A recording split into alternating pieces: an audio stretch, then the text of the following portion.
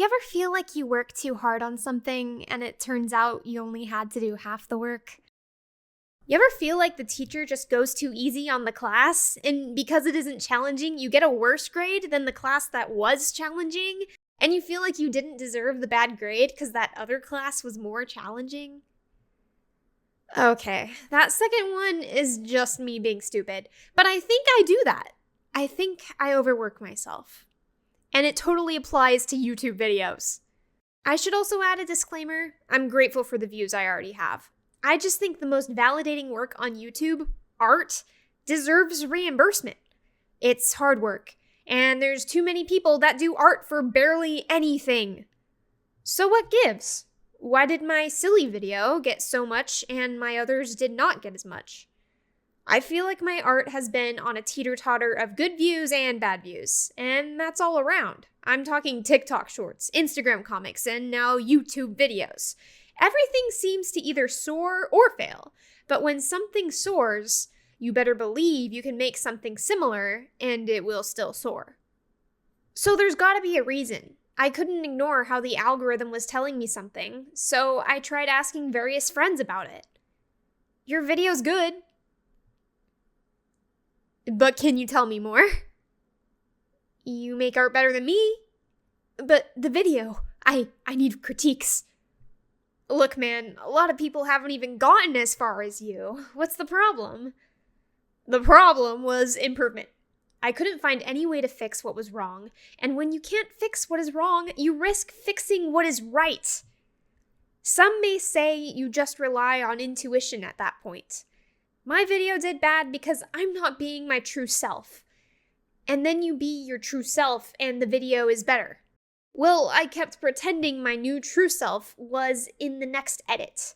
And then when that edit looked bad, I'd do the same thing again. You can edit a video so hard that it ends up looking fake to any audience.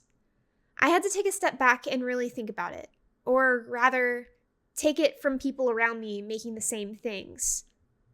Or blue cups, whatever you prefer. My goal here is to inspire you to think of as many options as possible. There is always something to be grateful for. Yes, I'm gonna learn how to torture my characters. How did their videos get on my feed, and why did I watch it entirely? Every stinking answer was different. Every YouTuber my size was doing things they were good at, and in no way would I discount my good qualities by copying their style. Then I got to thinking about something I may have missed in my previous videos. Over quality. Something about me is I hate stealing. All the way down to someone else's cool music. I hate that I may be mooching off their used soundtrack just to make my video better. Not to mention, my musical mind kind of hated seeing the same video game song behind every single YouTuber's video. So here's what I think happened.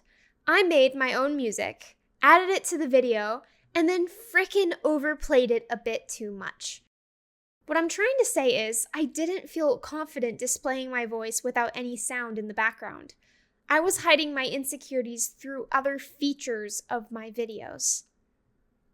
Many of the larger artists who post online will either use the typical soundtracks or nothing at all. And it didn't matter which one they used. If that's the case, then here's my insecurity. I'm not using my homemade music. I'm just talking with my voice and getting nervous. I'm definitely not thinking about this and freaking out. But you stayed the whole time, right? Did I prove my point? Only time will tell. There's also this super eerie factor that maybe people just don't like my personality too. But I can't dwell on that because at least some people watch my stuff.